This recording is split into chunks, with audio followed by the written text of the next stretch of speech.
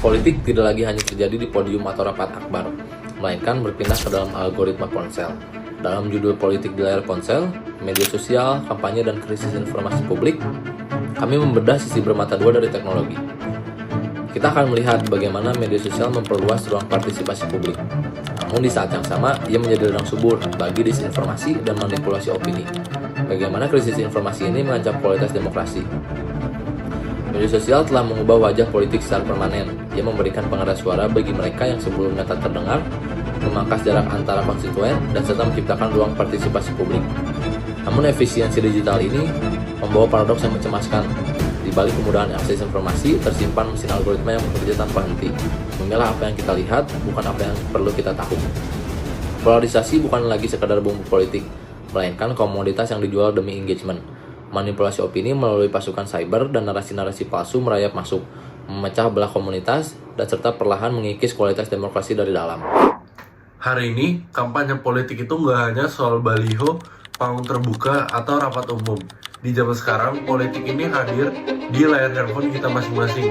Bisa melalui platform media sosial seperti TikTok, Instagram, atau bahkan Twitter. Nah, satu video yang durasinya kurang lebih 30 detik bisa menjangkau ratusan bahkan jutaan orang. Pertanyaannya, apakah ini membuat politik semakin dekat dengan publik atau justru semakin dangkal? Nah, fenomena ini tuh nggak lepas dari besarnya jumlah pengguna media sosial di Indonesia. Mayoritas pengguna internet berasal dari kelompok usia muda yang juga merupakan pemilih potensial dalam pemilu.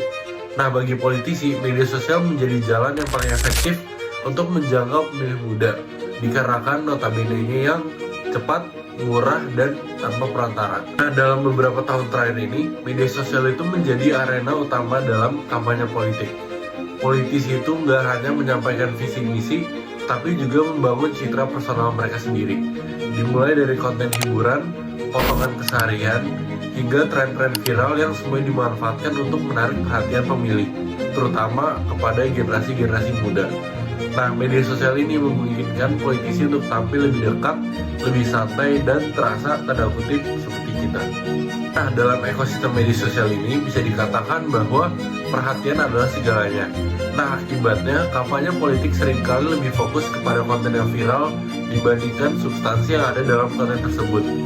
Isu serius didapatkan menjadi potongan pendek, slogan singkat, dan bahkan gimmick.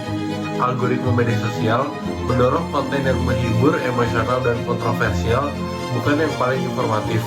Nah, di sini tantangan demokrasi digital itu mulai terlihat. Perpindahan kampanye politik yang sebelumnya dilakukan fisik dan sekarang beralih ke media sosial itu dapat menimbulkan